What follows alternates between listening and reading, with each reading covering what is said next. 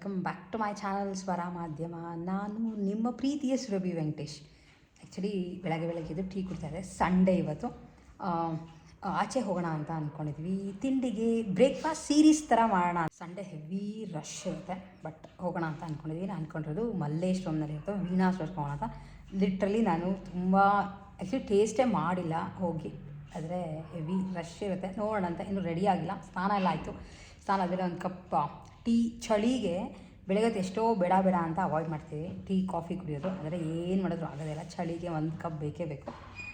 ರೆಡಿಯಾಗಿ ಹೊರಡೋದು ಅಷ್ಟೇ. ಸೊ ನಿಮ್ಗಳಿಗೆ ಇವತ್ತು ತೋರಿಸ್ತೀನಿ ಹೇಗೆ ಇರುತ್ತೆ ಅಲ್ಲಿ, ಏನು ತಿಂದು ಹೆಂಗಿರುತ್ತೆ, ಟೇಸ್ಟ್, ಕ್ರೌಡ್ ಹೆಂಗಿರುತ್ತೆ ಅಂತ ಡೆಫಿನೆಟ್ಲಿ ತೋರಿಸ್ತೀನಿ. ಹಾಗೆ ಮಲ್ಲೇಶ್ವರಂಗೆ ಹೋಗಿರ್ತೀವಲ್ಲ, ಒಂದು ರೌಂಡ್ 8 ಕ್ರಾಸ್ ನೋಡ್ಕೊಂಡು ಬರೋಣ ಅಂತ ಅಂದ್ಕೊಂಡಿದ್ದೀನಿ. ಆ್ಯಂಡ್ ಶಾಪಿಂಗ್ ಎಲ್ಲ ಏನು ಐಡಿಯಾಗಳಿಲ್ಲ. ಸೊ ಎಸ್, ಹೊರಡೋಣ. ರೆಡಿಯಾಗಿ ಬರ್ತೀನಿ, ಟೀ ಕುಡಿದು ರೆಡಿಯಾಗಿ ಬರ್ತೀನಿ. ಆ್ಯಂಡ್ ನೀವುಗಳು ಇಷ್ಟು ಜನ ಟೀ ಕಾಫಿ ಇಲ್ದಂಗೆ ನಿಮ್ಮ ಬೆಳಗ್ಗೆ ಆಗೋದೇ ಇಲ್ಲ ಅಂತ ನನಗೆ ಹೇಳೋದನ್ನು ಮಿಸ್ ಮಾಡಿಬಿಡಿ, ಕಾಮೆಂಟ್ ಮಾಡಿ.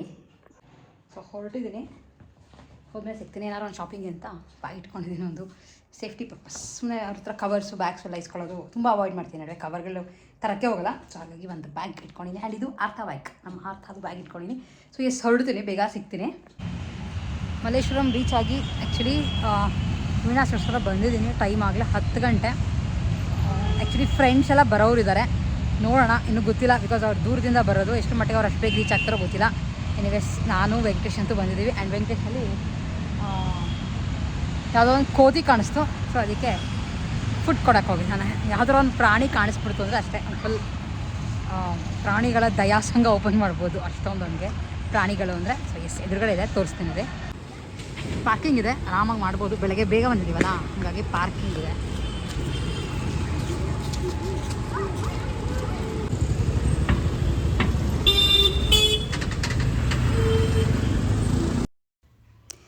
ವೀಣಾ ಸ್ಟೋರ್ಸ್ ನಾವು ಹೋಗ್ತಿದ್ದಾಗೆ ಏನು ಅಂಥ ರಶ್ಶು ಅನ್ನೋಂಗೆ ಏನಿರಲಿಲ್ಲ. ಸಂಡೇ ಆದ್ರೂ ಆರಾಮಾಗಿ ಪರ್ಚೇಸ್ ಮಾಡಿಕೊಂಡು, ಅಂದರೆ ಆರ್ಡ್ರನ್ನ ಪ್ಲೇಸ್ ಮಾಡಿ ಒಳಗಡೆ ಹೋಗಿ ಇಸ್ಕೊಂಡು ಬಂದು ತಿನ್ನೋ ಅಷ್ಟು ಜಾಗ ಇತ್ತು. ಹಾಗೆ ಒಳಗಡೆ ಸ್ವಲ್ಪ ಜಾಗನೂ ಮಾಡಿದ್ದಾರೆ. ನೀವು ಯಾರ ಏಜ್ ಆಗಿರೋರು ಇದ್ದಾರೆ ಅವರೆಲ್ಲ ಅಂದರೆ ಆರಾಮಾಗಿ ಒಳಗಡೆ ಕುತ್ಕೊಂಡು ತಿನ್ಬೋದು. ಬಟ್ ಇರ್ತಲ್ಲ, ದೋಸೆ ಇರಲಿಲ್ಲ. ನಾನು ನೋಡಿದ್ದು ಬರೀ ಇಡ್ಲಿ, ವಡೆ, ಹಾಗೆ ಕೇಸರಿ ಬಾತು, ಖಾರ ಬಾತ್ ಇತ್ತು, ಬಿಸಿಬೇಳೆ ಬಾತ್ ಇತ್ತು, ಶಾವಿಗೆ ಬಾತ್, ಆಮೇಲೆ ಪುಳಿಯೋಗರೆ ಇತ್ತು ಅನ್ಸುತ್ತೆ. ಸೊ ನಾವು ರೈಸ್ ಐಟಮ್ ಏನೂ ತೊಗೊಳಕ್ಕೆ ಹೋಗಲಿಲ್ಲ. ನಾವು ತೊಗೊಂಡಿದ್ದು ಬರೀ ಇಡ್ಲಿ ವಡೆ, ಹಾಗೆ ಖಾರ ಬಾತ್ ತೊಗೊಳಿಲ್ಲ, ಕೇಸರಿ ಬಾತ್ ಮಾತ್ರ, ಅದ್ರ ಜೊತೆ ಶಾವಿಗೆ ಬಾತ್ ತೊಗೊಂಡಿದ್ದು. ಸೊ ತಿಂಡಿ ಮುಗಿಸ್ಕೊಂಡು ತಿಂಡಿ ವೀಣಾ ಸ್ಟೋರ್ಸಲ್ಲಿ ತಿಂದ್ಕೊಂಡು ಜಸ್ಟ್ ಇಡ್ಲಿ ತೊಗೊಂಡ್ವಿ, ಹಾಗೆ ಕೇಸರಿ ಬಾತ್ ಮತ್ತು ಶಾವಿಗೆ ಬಾತ್ ನನಗಿಷ್ಟ ಅಂತ ತೊಗೊಂಡು ತಿಂದ್ಕೊಂಡು ಈಗ ಬಂದಿದ್ದು 8th ಕ್ರಾಸಿಗೆ ಬಂದಿದ್ದೀವಿ. 8th ಕ್ರಾಸ್ ಆ್ಯಕ್ಚುಲಿ ಇಷ್ಟ ಬೇಗ ಏನೋ ತೆಗ್ದಿರಲ್ಲ, ಲೈಕ್ ಕೆಲವು ಕಾಳುಗಳು ಬೇಕಿತ್ತು. ರಾಜ್ಮಾ ಎಲ್ಲ ಹಸಿದು ಸಿಗುತ್ತೆ, ಸೊ ಹಾಗಾಗಿ ತೊಗೊಂಡು ಹೋಗೋಣ ಅಂತ ಬಂದ್ವಿ. ಬೇರೆ ಇನ್ನೇನು ಅಂಗಡಿಗಳೆಲ್ಲ ಇಷ್ಟು ಬೇಗ ಇಟ್ಕೊಳಲ್ಲ, ಯಾಕೆಂದರೆ ಟೈಮ್ ಇನ್ನೂ ಈಗ 11 o'clock. ಸೊ ಎಸ್, ಹೋಗ್ತೀನಿ ಒಂದ್ಸಲ, ನೋಡ್ತೀನಿ, ಏನಾರು ಇದ್ದರೆ ಶಾಪಿಂಗ್ ತೋರಿಸ್ತೀನಿ. ಫುಲ್ ಖಾಲಿ ಇದೆ 8th ಕ್ರಾಸ್. ಅದಕ್ಕೆ ಯಾರೂ ಅಂಗಡಿಗಳು ಇಟ್ಕೊಂಡಿಲ್ಲ, ಹಂಗಾಗಿ ಖಾಲಿ. ಇಷ್ಟು ದೂರ ಬಂದಮೇಲೆ ನಮ್ಮ 8th ಕ್ರಾಸ್ಗೆ ಹೋಗ್ತಿದ್ರೆ ಚೆನ್ನಾಗಿರುತ್ತೆ. ಸೊ ಹೋಗೋಣ ಅಂತ ಹೊರಟೆ. ರೋಡ್ ಫುಲ್ ಖಾಲಿ ಇದೆ. ಇನ್ನು ಅವಾಗೆಲ್ಲ ಒಬ್ಬರೊಬ್ಬರೇ ರೋಡ್ ಸೈಡ್ ವೆಂಡರ್ಸ್ ಎಲ್ಲ ಬಂದು ಅವ್ರದ್ದು ಸಾಮಾನುಗಳನ್ನೆಲ್ಲ ಕ್ಲೀನಾಗಿ ಜೋಡಿಸ್ಕೊತಾಯಿದ್ರು, ಯಾಕೆಂದರೆ ಅಷ್ಟು ಬೇಗ ಯಾರೂ ಬರಲ್ಲ ಅಲ್ವಾ. ಆ್ಯಂಡ್ ತರಕಾರಿಗಳಿಗಂತೂ ಕೇಳೋದೇ ಬೇಡ, ಎಷ್ಟು ಕಲರ್ಫುಲ್ಲಾಗಿ ಕಾಣಿಸ್ತಿತ್ತು ಅಂದರೆ ಎಲ್ಲ ತರಕಾರಿಗಳನ್ನೂ ಇಟ್ಕೊಂಡಿದ್ರು. ಆ್ಯಂಡ್ ಹಾಗೆ ಆನ್ ದ ವೇ ನನ್ನ ಕಣ್ಣು ಸೆಳೆದಿದ್ದು ಈ ಲೇಯರ್ಡ್ ಸರಗಳಿಟ್ಟಿಯಾರಲ್ಲ, ಅಂಗಡಿ. ಸುಮ್ಮನೆ ನೋಡೋಣ ಅಂತ ಹೋದೆ, ಯಾಕೋ ಇಷ್ಟ ಇತ್ತು, ಒಂದು ತೊಗೊಳ್ಳೋಣ ಅಂತ. ನೋಡೋಣ, ಬೈ ಚಾನ್ಸ್ ಸ್ವಲ್ಪ ಕಮ್ಮಿ ರೇಟು ಆಗಿ ನನಗೆ ಕಲರ್ ಯಾವುದಾದ್ರೂ ಇಷ್ಟ ಆದರೆ ತೊಗೊಳ್ಳೋಣ ಅಂತ. ಇದು ಆ್ಯಕ್ಚುಲಿ 8th ಕ್ರಾಸ್ ರೋಡ್ ಸೈಡೇ ಹಾಕ್ಕೊಂಡಿದ್ದಾರೆ, ಬಟ್ ಇಲ್ಲಿ ಅವ್ರು ಅಷ್ಟೊಂದೆಲ್ಲ ಸೇಲ್ಸ್ ಇಲ್ಲ. ಪಕ್ಕನೇ ಒಂದು ಅಂಗಡಿ ಇದೆ, ಸುಮಾರು ಒಂದು ಕಾಂಪ್ಲೆಕ್ಸಲ್ಲಿ ಕೆಳಗಡೆ ಫ್ಲೋರ್ ಫುಲ್ಲು ಅಂಗಡಿ ಇಟ್ಕೊಂಡ್ಬಿಟ್ಟಿದ್ದಾರೆ. ಅಲ್ಲಿ ಎಲ್ಲನೂ ಸಿಗುತ್ತೆ, ಏನೇನು ಆಕ್ಸೆಸರೀಸ್ ಬೇಕೋ ಪ್ರತಿಯೊಂದು.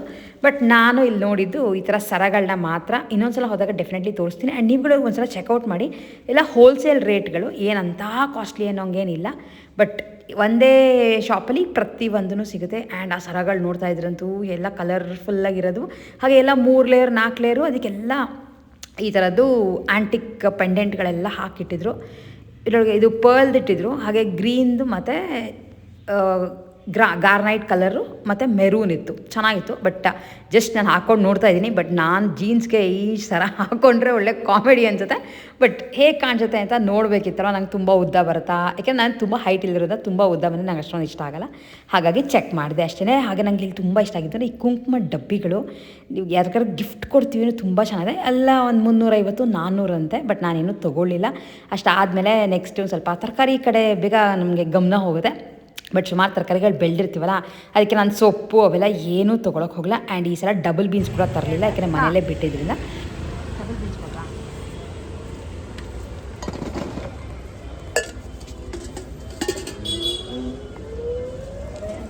ಇದಂಗೆ ಇದಕ್ಕಿದ್ದು 60 2 ಹಾಕ್ಕೊಡ್ತೀನಿ 100 ರೂಪಾಯಿ. ಏನಪ್ಪ ಅಯ್ಯೋ ನಲ್ಲ ಮಾಮ ಭಯಪುತ್ರ ಮನೆ ಮಾಮ ಅಂದ್ರೆ ಮಾಮ. ಮಲ್ಲೇಶ್ವರಂಗೆ ಹೋಗಿ ಬಂದು ತುಂಬ ಏನು ಶಾಪಿಂಗ್ ಇಲ್ಲ, ನಿಮ್ಗಳಿಗೂ ತೋರಿಸ್ದೆ. ಬಟ್ ಬಟ್ಟೆಗಳು ಮಾತ್ರ ರೋಡ್ ಸೈಡಲ್ಲಿ ಚೂಡಿದಾರ್ಗಳು, ಟಾಪ್ಗಳು ತುಂಬ ತುಂಬ ಚೆನ್ನಾಗಿರೋದು ಇಟ್ಟಿದ್ರು.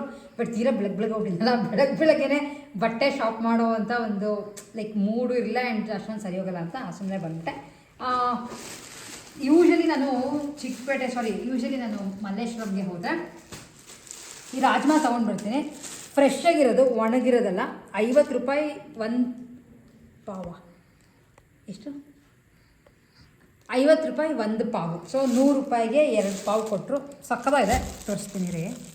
ಇದನ್ನು ಕ್ಲೀನಾಗಿ ಒಂದು ಗ್ಲಾಸ್ ಬಾಕ್ಸ್ಗಳಲ್ಲಿ ಹಾಕ್ಬಿಟ್ಟು ಸ್ಟೋರ್ ಮಾಡಿದ್ರೆ ಸಕ್ಕತ್ತಾಗುತ್ತೆ. ನೆನೆಸ್ಬೇಕು ಅನ್ನೋ ಪ್ರಾಬ್ಲಮ್ ಇಲ್ಲ.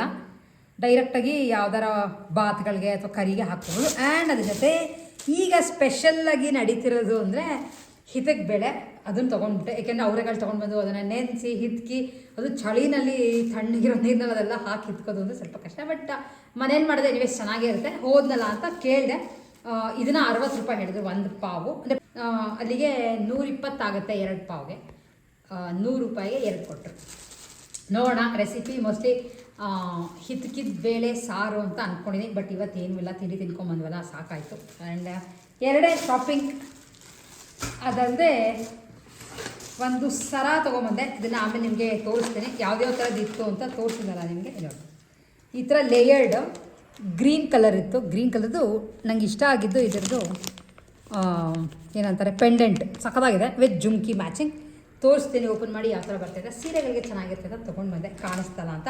ಸೊ ಇಷ್ಟು ನಮ್ಮ ಇವತ್ತಿನ ಮಲ್ಲೇಶ್ವರಂ ಆಗಿತ್ತು. ಆ್ಯಂಡ್ ಚೆನ್ನಾಗಿತ್ತು. ನಾನು ಆ್ಯಕ್ಚುಲಿ ವೀಣಾ ಸ್ವಲ್ಪ ತಿಂದೇ ಇರಲಿಲ್ಲ. ಇಡ್ಲಿ ಚಟ್ನಿ ಎಲ್ಲ ನಾರ್ಮಲಾಗಿ ಚೆನ್ನಾಗಿತ್ತು, ಸ್ವಲ್ಪ ಬಿಸಿನೂ ಇತ್ತು. ಕ್ರೌಡೇನು ತುಂಬ ಕ್ರೌಡು ನನಗೇನಿರಲಿಲ್ಲ. ನಾರ್ಮಲಾಗಿ ಹೋಗಿ ತೊಗೊಂಡು ಬಂದು ತಿನ್ನುವಷ್ಟು ಸ್ಪೇಸ್ ಇತ್ತು. ಆ್ಯಂಡ್ ಪಕ್ಕನೇ ಜಾಗ ಸ್ವಲ್ಪ ಎಕ್ಸ್ಟೆಂಡ್ ಮಾಡಿರೋದ್ರೆ ಒಳಗಡೆ ಕೂತ್ಕೊಂಡು ತಿನ್ನೋಕ್ಕೂ ಜಾಗ ಮಾಡಿದ್ದಾರೆ. ಅಂದರೆ ಇಟ್ಕೊಳ್ಳೋಕ್ಕೆ ಟೇಬಲ್ಲು ಸರ್ವ್ ಎಲ್ಲ ಇಲ್ಲ. ಲೈಕ್ ನಾವೇ ಆಚೆ ಕಡೆನೇ ಆರ್ಡರ್ ಮಾಡಿಬಿಟ್ಟು ಆನ್ಲೈನಲ್ಲಿ ನೀವು ತಕ್ಷಣ ಅಲ್ಲಿ ಹೋಗಿ ತೊಗೊಂಡು ತಿನ್ಕೊಂಡ್ಬಿಟ್ಟು ಯಾರ ಹತ್ತಿರ ಇದ್ದರೆ ಹೋಗಿ ಟ್ರೈ ಮಾಡ್ಕೊಂಡು ಬನ್ನಿ. ಸೊ ನಮ್ಮ ಬ್ರೇಕ್ಫಾಸ್ಟ್ ಸೀರೀಸ್ನಲ್ಲಿ ಫಸ್ಟ್ ಆಗಿದ್ದು ಮಲ್ಲೇಶ್ವರಂ. ಯಾಕೆಂದ್ರೆ ನನ್ನ ಫೇವ್ರೆಟ್ ಜಾಗ ಅಂದರೆ ಅದು ಮಲ್ಲೇಶ್ವರಂ ಏರಿಯಾ. ಯಾಕೆಂದರೆ ತಾತನ ಮನೆಯೆಲ್ಲ ಮಲ್ಲೇಶ್ವರಂ ಅಲ್ವಾ. ನಂಗೆ ಮಲ್ಲೇಶ್ವರಂ ಅಂದರೆ ಏನೋ ಒಂಥರ ಹುಚ್ಚು ಹೋಗೋಕ್ಕೆ. ಬೇರೆ ಕಡೆಲ್ಲ ಅಷ್ಟೊಂದು ಇಷ್ಟಪಡೋಲ್ಲ. ಲೈಕ್ ಹೋಗ್ತೀನಿ ಬರ್ತೀನಿ, ಆದರೆ ಮಲ್ಲೇಶ್ವರಂ ಅದಕ್ಕೆ ಸ್ಪೆಷಲ್ ಇಂಟ್ರೆಸ್ಟ್, ಸ್ಪೆಷಲ್ ಇಷ್ಟ. ಸೊ ಇದೆಲ್ಲ ಇರುತ್ತಲ್ಲ ಅಂತ ಅಷ್ಟೇ. ಸೊ ನೀವುಗಳೇ ಹಿಂಗೆ ಮಲ್ಲೇಶ್ವರಮಲ್ಲಿ ತುಂಬ ಜನ ಸಿಗ್ತಾರೆ. ಆ್ಯಂಡ್ ಇವತ್ತು ಒಂದು 2-3 ಜನ ಸಿಕ್ಕಿದ್ರು ನಮ್ಮ ಸಬ್ಸ್ಕ್ರೈಬರ್ಸ್. ವೀಣಾ ಸ್ಟೋರ್ಸಲ್ಲೂ ಸಿಕ್ಕಿದ್ರು, ಈದ್ ಕ್ರಾಸಲ್ಲೂ ಸಿಕ್ಕಿದ್ರು. ನೀವೇ ಬಂದು ಮಾತಾಡ್ಸಿದ್ರಲ್ಲ, ಸಖತ್ ಖುಷಿ ಆಯಿತು. ಬೇರೆ ಸಾಕಷ್ಟು ಕೆಲಸ. ಆ್ಯಂಡ್ ಈ ಸಲ ತುಮಕೂರಿಗೆ ಹೋದಾಗ ಸುವರ್ಣಗೆಡ್ಡೆ ತೊಗೊಂಡು ಬಂದಿದೆ. ನಮ್ಮ ತೋಟದಲ್ಲಿ ಬಿಟ್ಟಂಥ ಸುವರ್ಣಗೆಡ್ಡೆ ತೋರಿಸ್ತಿದ್ದೇನೆ. ಅರ್ಧ ತೊಗೊಂಡ್ಮೇಲೆ ಸಖತ್ ದೊಡ್ಡದು ನೋಡಿ, ಸಖತ್ ದೊಡ್ಡದಿತ್ತು. ಆ್ಯಂಡ್ ಚಿಕ್ಕದು ಇತ್ತು. ಚಿಕ್ಕದು ನನ್ನ ಫ್ರೆಂಡ್ ಕೊಟ್ಟೆ, ಮನೇಲಿ ಮಾಡ್ಕೋತಾರೆ ಅಂತ. ಸೊ ಇದ್ರದ್ದು ಕೂಟ್ ರೆಸಿಪಿ ಡೆಫಿನೆಟ್ಲಿ ತೋರಿಸ್ತೀನಿ. ಯಾಕೆಂತಂದರೆ ನಮ್ಮಲ್ಲಿ ಸುವರ್ಣಗೆಡ್ಡೆ ಕೂಟ್ ಮಾಡೋದಲ್ಲಿ ವೆಂಕಟೇಶ್ ಎಕ್ಸ್ಪರ್ಟ್. ನಾನು ಕೂಟ್ ಮಾಡಲ್ಲ, ಮಾಡ್ತೀನಿ. ಬಟ್ ಅವ್ನು ಸ್ವಲ್ಪ ಪುಡಿ ಹುರಿಯೋದೆಲ್ಲ ಸ್ಟೈಲ್ ಬೇರೆ ಇರುತ್ತೆ ಆ್ಯಂಡ್ ಕ್ವಾಂಟಿಟಿ ಬೇರೆ ಬೇರೆ ಆಗ್ತಾನೆ. ಸೊ ಡೆಫಿನೆಟ್ಲಿ ಇದ್ರದ್ದು ರೆಸಿಪಿ ತೋರಿಸ್ತೀನಿ. ಮೋಸ್ಟ್ಲಿ ನಾಳೆ ನೆಕ್ಸ್ಟ್ ಡೇ ಮಾಡ್ತೀನಿ, ಇವತ್ತಿನೇನಿಲ್ಲ. ಇಲ್ಲಿ ನೋಡಿ ಸಕ್ಕತ್ತಾಗಿದೆ, ಫ್ರೆಶ್ ಆಗಿದೆ. ತುಮಕೂರು ತೋಟದ್ದು, ನಮ್ಮ ತೋಟದ ಸುವರ್ಣಗೆಡ್ಡೆ.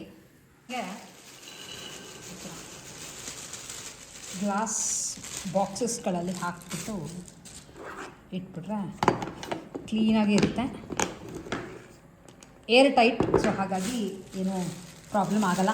ಇದನ್ನು ಸ್ವಲ್ಪ ಬೇಗ ಖಾಲಿ ಮಾಡಬೇಕು, ಅದಕ್ಕೆ ನೀರಲ್ಲಿ ಹಾಕಿರ್ತಾರಲ್ಲ ಅವರು. ಚೆನ್ನಾಗಿದೆ ನೋಡಿ.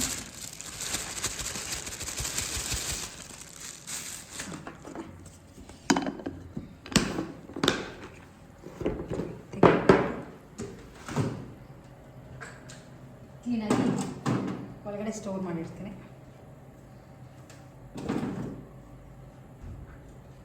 ಸೊ ಹಾಗೆ ಆ್ಯಕ್ಚುಲಿ ರೀಸೆಂಟಾಗೆ ನನ್ನ ಫ್ರೆಂಡ್ ಮನೆಗೆ ಬಂದಿದ್ಲು.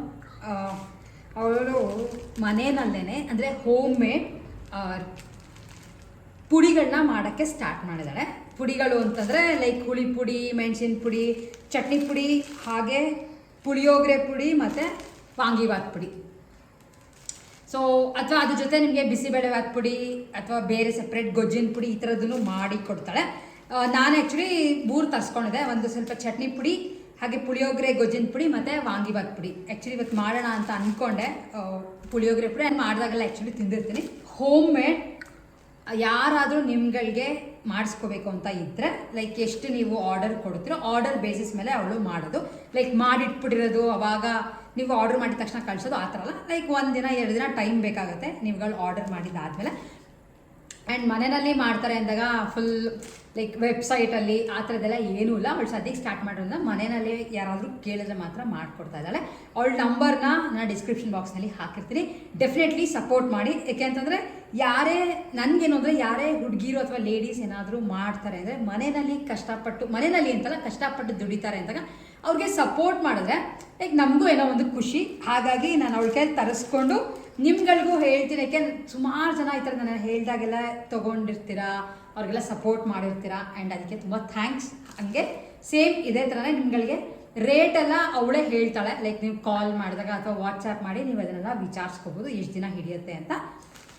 ಸೊ ಮಿಸ್ ಮಾಡಿಬಿಡಿ, ಡೆಫಿನೆಟ್ಲಿ ಪರ್ಚೇಸ್ ಮಾಡ್ಕೊಳ್ಳಿ ನಿಮ್ಗಳಿಗೆ ಪುಡಿ. ಏಕೆ ಸುಮಾರು ಜನಕ್ಕೆ ಈ ಹುಳಿ ಪುಡಿ, ಮೆಣಸಿನ ಪುಡಿ ಎಲ್ಲ ಡೈಲಿ ಬೇಸಿಸ್ಗೆ ಬೇಕಾಗುತ್ತೆ. ಹಾಗೆ ಯಾರು ಬ್ಯಾಚುಲರ್ಸ್ ಇದ್ದೀರಾ ಅಥವಾ ಒಬ್ಬರೊಬ್ಬರೇ ಇರ್ತೀರಾ ಅಂದರೆ ಅವ್ರಿಗೆಲ್ಲ ಪುಳಿಯೋಗರೆ ಪುಡಿ ಮತ್ತು ವಾಂಗಿಭಾತ್ ಪುಡಿ ತುಂಬ ಉಪಯೋಗ ಆಗುತ್ತೆ. ಜೊತೆಗೆ ಚಟ್ನಿ ಪುಡಿ ಕ್ಲೀನಾಗಿ ಈ ಥರ ಪ್ಯಾಕ್ ಮಾಡಿ ನಾನು ತರಿಸ್ಕೊಂಡಿದ್ದೀನಿ. ನೀವುಗಳು ತರಿಸ್ಕೊಂಡು ಅವ್ರಿಗೆ ಸಪೋರ್ಟ್ ಮಾಡಿ ಅಂತ ಹೇಳೋಕ್ಕೆ ವಿಡಿಯೋನ ಕಂಟಿನ್ಯೂ ಮಾಡಿದೆ ಅಷ್ಟೇ. ಆ್ಯಂಡ್ ಇವತ್ತು ನಮ್ಮ ಮನೇಲಿ ಅವಳೇ ಕೊಟ್ಟಿರುವಂಥ ಪುಳಿಯೋಗರೆ ಪುಡಿ ಇದೆ. ಸಂಡೇ ಆರಾಮ್ ಪುಳಿಯೋಗರೆ ಅನ್ನಕ್ಕೆ ಇಟ್ಬಿಟ್ಟು ಒಂದು ಸ್ವಲ್ಪ ಎಣ್ಣೆನಲ್ಲಿ ಇದನ್ನು ಬಾಡಿಸ್ಬಿಟ್ಟು ಅನ್ನಕ್ಕೆ ಕಲಿಸ್ಬಿಟ್ಟು ತಿನ್ನೋದು ಅಷ್ಟೇ. ಬೇಕಿದ್ರೆ ನೀವು ಒಂಚೂರು ಕಡಲೆಕಾಯಿ ಬೀಜ ಹಾಕ್ಬೋದು, ತುಂಬ ಅವ್ರು ಹಾಕಿಲ್ಲ, ನಾರ್ಮಲಾಗಿ ಹಾಕಿರ್ತಾರೆ. ಇದ್ರ ಜೊತೆ ಉಪ್ಪು ಎಲ್ಲ ಅವ್ರವ್ರಿಗೆ ಬಿಟ್ಟಿದ್ದಲ್ವ, ಕೆಲವ್ರಿಗೆ ಬೇಕು ಅಂದರೆ ನೀವು ಆ್ಯಡ್ ಮಾಡ್ಕೋಬೋದು. ಇಲ್ಲಾಂದರೆ ಹಾಗೆ ಕಲಿಸ್ಕೊಂಡು ತಿನ್ಬೋದು. ನಂಬರ್ ಹಾಕಿರ್ತೀನಿ, ಮಿಸ್ ಮಾಡ್ದಂಗೆ ಚೆಕ್ಔಟ್ ಮಾಡಿ ಅವ್ರಿಗೆ ಆರ್ಡರ್ಸ್ ಕೊಡೋದನ್ನು ಮಿಸ್ ಮಾಡಿಬಿಡಿ. ಆ್ಯಂಡ್ ಹಾಗೆ ನೀವು ಆರ್ಡರ್ ಕೊಡಬೇಕಾದ್ರೆ ನನ್ನ ಚಾನಲ್ ನೋಡಿಕೊಂಡು ಅಂದರೆ ಬಂದಿದ್ದು ಅಂತ ನನ್ನನ್ನು ಮೆನ್ಷನ್ ಮಾಡಿ. ಸೊ ದಟ್ ಬೈ ಚಾನ್ಸ್ ಏನಾದ್ರು ಎಕ್ಸ್ಟ್ರಾ ಡಿಸ್ಕೌಂಟ್ ಸಿಗ್ಬೋದು, ಗೊತ್ತಿಲ್ಲ. ಆ್ಯಂಡ್ ನಾನು ಅದೆಲ್ಲ ಹೇಳೋಕ್ಕಲ್ಲ. ಪಾಪ ಮನೇಲಿ ಸ್ಟಾರ್ಟ್ ಮಾಡಿರ್ತಾರಲ್ವ, ತುಂಬ ಕಮ್ಮಿ ರೇಟು ಅಥವಾ ತುಂಬ ಇದು ಅಂತೆಲ್ಲ ಹೇಳೋಕ್ಕಾಗಲ್ಲ. ಎನಿವೇಸ್ ಅವ್ರಿಗೂ ಗೊತ್ತಿರುತ್ತಲ್ವ ನನ್ನ ಚಾನಲಿಂದ ಬಂದಿದ್ದಾರೆ ಅಂತ, ಹಾಗಾಗಿ ಅಷ್ಟೇ. ಸ್ವಲ್ಪ ಎಣ್ಣೆಗೆ ಸ್ವಲ್ಪ ಕಡಲೆಕಾಯಿ ಬೀಜ ಹಾಕ್ಕೊಂಡಿದ್ದೀನಿ. ಇದು ಆಪ್ಷನಲ್, ಬೇಕು ಅಂತೇನಿಲ್ಲ, ಬೇಕಿದ್ದರೆ ಹಾಕ್ಕೋಬೋದು ಅಷ್ಟೇ. ಈಗ ಇದಕ್ಕೆ ಒಂದು ಸ್ವಲ್ಪ ನೋಡಿಕೊಂಡು ನಿಮಗೆ ಎಷ್ಟು ಪುಡಿ ಬೇಕಾಗುತ್ತೋ ಅಷ್ಟು ಹಾಕ್ಕೊಳ್ಳೋದು. ಆ್ಯಂಡ್ ಇದಕ್ಕೆ ಕಡಲೆಕಾಯಿ ಬೀಜ ಕಾಣಿಸ್ತದೆ, ಕಡಲೆಕಾಯಿ ಬೀಜ ಆ್ಯಂಡ್ ಒಗ್ಗರಣೆ, ಕರ್ಬೇವಿನ ಸೊಪ್ಪು ಪ್ರತಿಯೊಂದು ಹಾಕಿದೆ. ಇದಕ್ಕೆ ಸ್ವಲ್ಪ ಎಣ್ಣೆಯಲ್ಲಿ ಫ್ರೈ ಮಾಡಿಕೊಂಡ್ರೆ ಅನ್ನಕ್ಕೆ ಕಲಸೋಕ್ಕೆ ಈಸಿ ಆಗುತ್ತೆ ಅಂತ ಎಣ್ಣೆ ಹಾಕ್ಕೊಳ್ಳೋದು ಅಷ್ಟೇ. ಸಿಂಪಲ್ ಆ್ಯಂಡ್ ಇನ್ಸ್ಟೆಂಟಾಗಿ ಆಗುತ್ತೆ. ಉದುರುದ್ರಾಗಿರೋ ಅನ್ನ ಹಾಕ್ಕೊಂಡು ಕಲಿಸ್ಕೊಂಡು ತಿಂತಾಯಿದ್ರೆ ಸೂಪರ್ ಟೇಸ್ಟಾಗಿದೆ ಅನ್ನೋದನ್ನು ತಿಂದ್ಬಿಟ್ಟು ಹೇಳ್ತೀನಿ. ಉದುರುದ್ರಾಗಿರೋ ಅನ್ನ ರೆಡಿ ಇದೆ, ಬಿಸಿ ಬಿಸಿಯಾಗಿದೆ. ಇದನ್ನು ಡೈರೆಕ್ಟಾಗಿ ಬಾಣಲೆಗೆ ಹಾಕಿ ಒಂದು 2 ನಿಮಿಷ ಆರಕ್ಕೆ ಬಿಟ್ಬಿಟ್ರೆ ಕ್ಲೀನಾಗಿ ಹೊಂದ್ಕೊಳ್ಳುತ್ತೆ. ನಾನೇನು ಉಪ್ಪು ಹಾಕಿಲ್ಲ ಮೇಲೆ.